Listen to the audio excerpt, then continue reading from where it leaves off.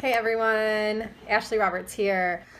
Oh goodness, happy Wednesday. Guys, I wanted to talk to you guys about sugar and alcohol and how it makes us fat, how it makes us have abdominal bloat and more abdominal fat than we should have, and how it's a beautiful thing. We love it and it loves us and it loves to make us uncomfortable and miserable. Unfortunately. So I wanted to talk a little bit about that because, if you are going to make some changes to your nutrition, to your diet, and I hate to say the word diet, that's why I like to say nutrition, because I feel like diets are super restrictive. But if you're making changes and you're not seeing results, it's really important that we take a look at sugar and alcohol intake. And that is the number one culprit. Sorry, I'm like hot mess over here today. Number one culprit for gaining weight in our midsection. So sugar isn't horrible. Our body needs glucose to survive, but too much, what's that phrase? You can't have too much of a good thing. Well, with sugar, you can. So typically for women, it's recommended to keep our sugar intake under 25 grams per day. And I have some notes here, so I'm reading off my notes. 25 grams per day. Now, take a look at, like, if you, like a Cliff Bar, for example. A Cliff Bar has, I think it's like 12 or 18 grams of sugar. And a Cliff Bar is 2 serving sizes. So think about that. If you're eating a Cliff Bar and you're eating 18 grams of sugar and you eat the whole thing, that's like 36 grams of sugar. That's more than your your recommended sugar intake for the day. So some things that sugar hides in. Sugar is, it's a carb. It has calories. That's why when you look at a Coke versus a Diet Coke, you know that. Yep, I sure will. Yep, not right now. Guess what I grew? Skin. You grew skin? Yeah. We're growing skin over here, people. It's amazing. Oh my gosh. Good job. Okay, I'll come get you in a minute. Well, I actually... She grew skin. How impressive. But Mom, Later. my skin is coming off me. Okay. I don't know. I got skin. So anyway, so sugar, it's a carb. It has calories. A Coke versus a Diet Coke. Diet Coke's, 0 calorie because it doesn't have sugar. It has artificial sugars. That's another topic for another day. But you think about, one Coke has like 38 grams of sugar in it, right? Divide the number in whatever content of sugar you have by 4, and that's how many teaspoons of sugar you have. So if you have a Coke that has 38 grams of sugar, divide that by 4, that's what? Carry the 2, 7 times 4, 8, 9 grams of sugar. 9 teaspoons of sugar in one Coca-Cola. 9 teaspoons. So about, let's see, 6 teaspoons of sugar should be our max for the day. Now, I don't mean that you go to the sugar jar and grab a teaspoon and eat that 6 times. No, those are simple sugars. Our body needs complex sugars, complex carbohydrates. So that is where our body can sustain and our energy comes from. So whenever we intake sugar, carbohydrates, they get broken down in the liver, and the pancreas then secretes insulin to reduce our blood sugar levels. But when we are consistently consuming way too much sugar, then our pancreas can't keep up. We can't secrete enough insulin. Our blood sugar spikes. We develop insulin resistance, aka type 2 diabetes. And that is problematic for our body because then our body can't keep up.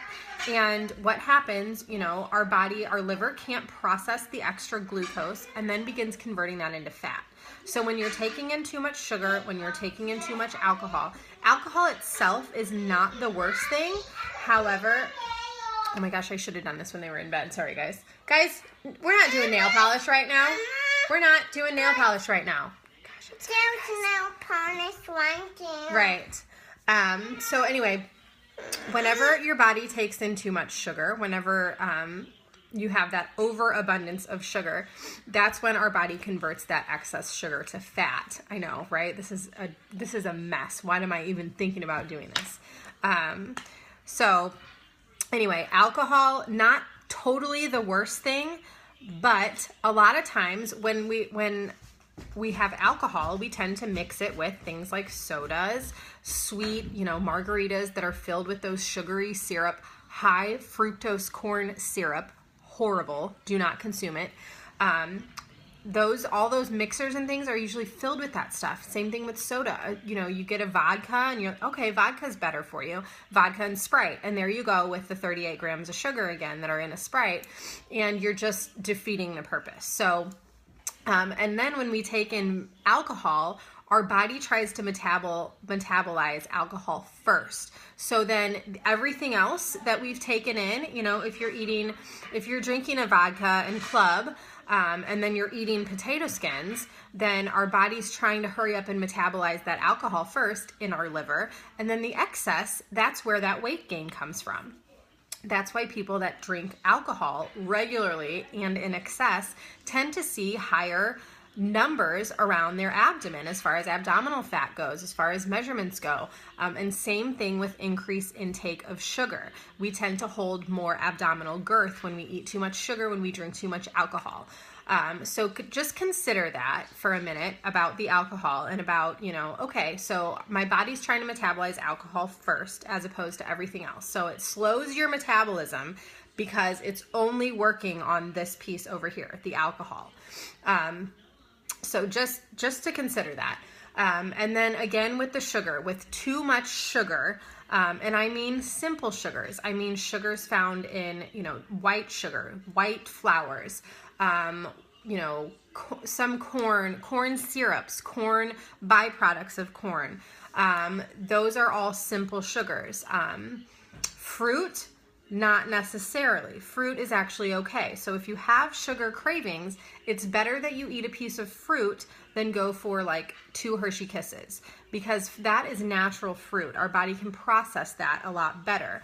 And as far as too much of a good thing, I mean, if you're eating 10 oranges a day, that's probably too much. If you're eating like 6 apples, that's probably too much. But a few pieces of fruit a day is okay for your body. It's not going to harm your body if your sugar intake is coming from fruit, as opposed to if you're eating something that's not real, fructose corn syrup. Like if you're eating a can of peaches that's, drenched in high fructose corn syrup. So as far as sugar goes, complex carbohydrates are much better. Whole grains. Take a look at your bread label though, because what's one of the first ingredients that they put in bread? It's sugar. And certain things like that. Chips, you have to pay attention to the labels. And I'm not one to stand at the store and read every label, but sugar is in everything, guys. And we tend to develop these addictions to sugar because much like, and I know, call me crazy, but this is true. And there's been studies done on this, but there is a natural chemical release dopamine, the same dopamine that's released when somebody does certain kind of drugs, illegal drugs. That dopamine gets released and you get that high. So sugar actually does that to your brain. It triggers your brain, and dopamine is released when you eat a Twinkie. It makes you feel good. So then that addiction develops. It's literally a trigger in your brain. And what happens is the more that you tend to feed that craving, that addiction, the more it becomes a habit. And that's why so many people struggle with binge sugar eating, and so many people struggle with not being able to kick that habit, that sugar habit. And when sugar is literally in almost everything that we eat, it is so hard, because why do so many people love to eat carbs, right? Are you a carbaholic? Are you like, oh my God, just give me a piece of bread? It's because of the sugar in it. And it's not the carb itself. It's not the, it's not the whole grain. I'm cooking dinner for my kids. So bear with me as I take their dinner out of the oven. But it's not the actual carb. It's not, you're not sitting there craving the actual, slice of bread. It's the sugar in it that is causing you to have that craving, that craving for bread. So consider that sugar is in just about everything. I don't want to go in too much to detail. Pasta sauce a lot of times has added sugar in it. And it's a big struggle. I did Whole30 in January, and we were kind of talking a little bit about sugar detox on the post I posted earlier. And that's absolutely something that we're going to cover in our next group that starts on May 22nd. And all of you in this group are absolutely able to, jump over into that group. And we'll do a week of prep first, so you're not going to miss anything. But as far as that goes, Becky, yeah, high fructose corn syrup in your bread. I know, it's in everything. They put it in everything, and our body cannot quite metabolize high fructose in a way that, whoever is the FDA thinks that we can. So that's why we develop so much insulin resistance, and so many people are walking around with type 2 diabetes. Now, quick nurse lesson, type 2 and type 1 diabetes are completely different. Type 1 is your body doesn't produce any insulin, so you have to take it, and that's not a dietary issue. Type 2 diabetes is because your body has developed insulin resistance from consuming too much sugar, and therefore, is kind of as a byproduct of obesity as well, and then just increased massive sugar intake can cause you in turn to have that insulin resistance, and then that turns into type 2 diabetes. So there is a big difference there. So anyway, with sugar being in everything, watch your labels. I did Whole30 in January, and I told myself, this is not going to be easy. It's going to be difficult to kick that sugar habit, and it was. I am a sugar freak. I love candy, sweets, cupcakes, chocolate. I mean, I love it all. And it's something that I personally struggle with all the time. And Whole30 was a big eye-opener for me. Yes, I drink my Shakeology every day. No, I did not give it up for Whole30. It is. I know. I put it in the freezer, okay? You'll have it later. Not right now. We're going to have dinner. So, sugar.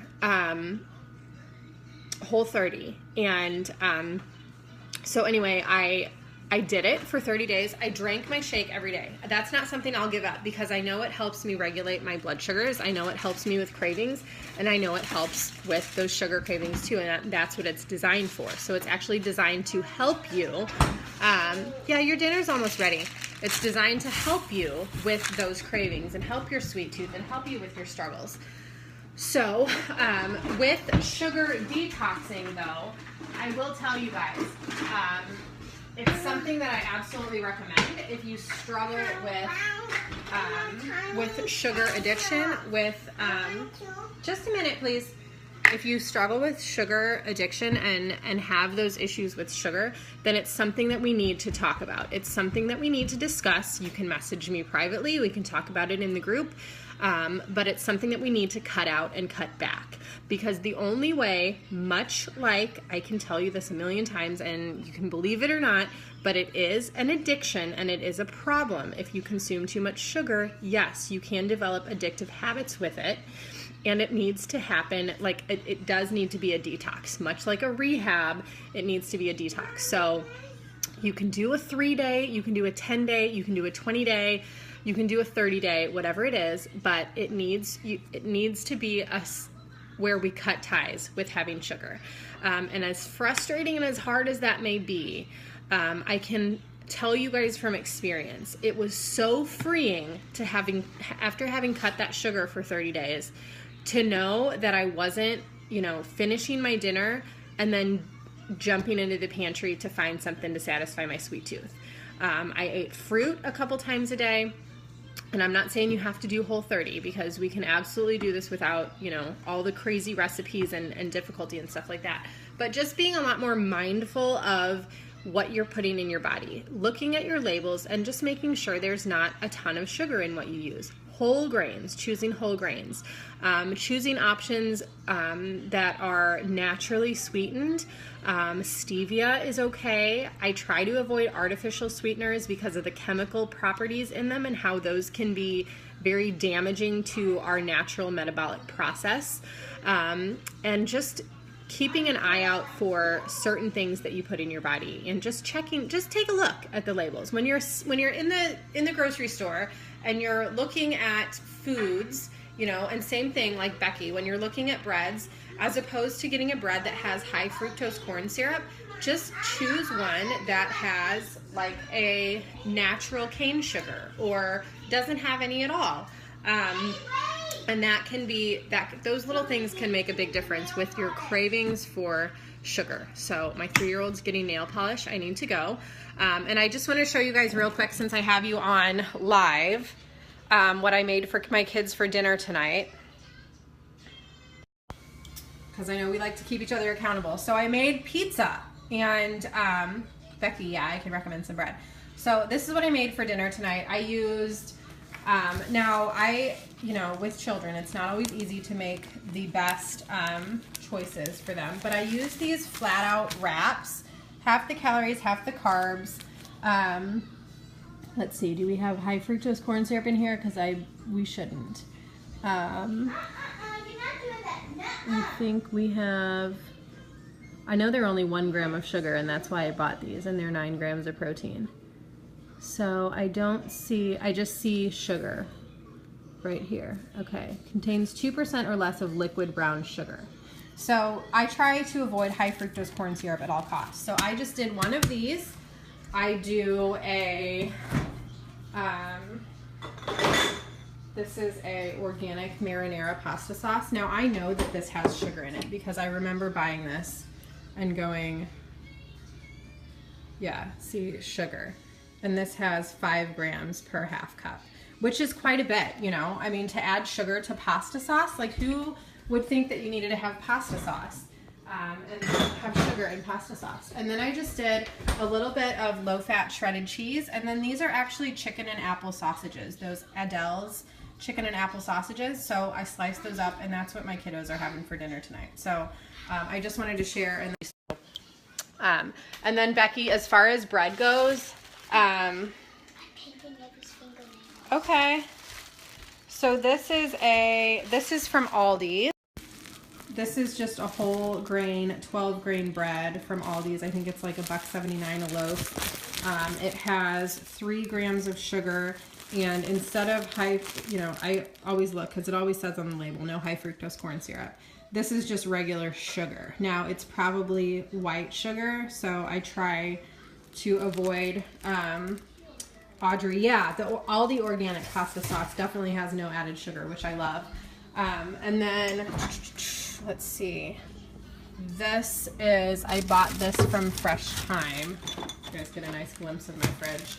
This is a, okay, this is a, it's just, you've almost used it all, a multi-grain bread, no GMO, no high fructose corn syrup.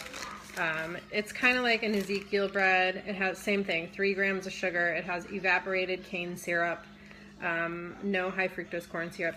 And I usually just try to look to make sure that I can understand the ingredients. I know that some of them are preservatives, like thiamine mononitrate is a preservative. Okay. So anyway, so I hope that helps you guys. I actually am recording this for our app group. So those of you on the app group that are watching this, I did this live. So that's why you'll see some of the comments and stuff like that. But yes, okay. I'm momming now. So you guys have a good night. I hope this helps. Post any questions you have in the comments below, and we'll chat later. All right, you guys have a good night.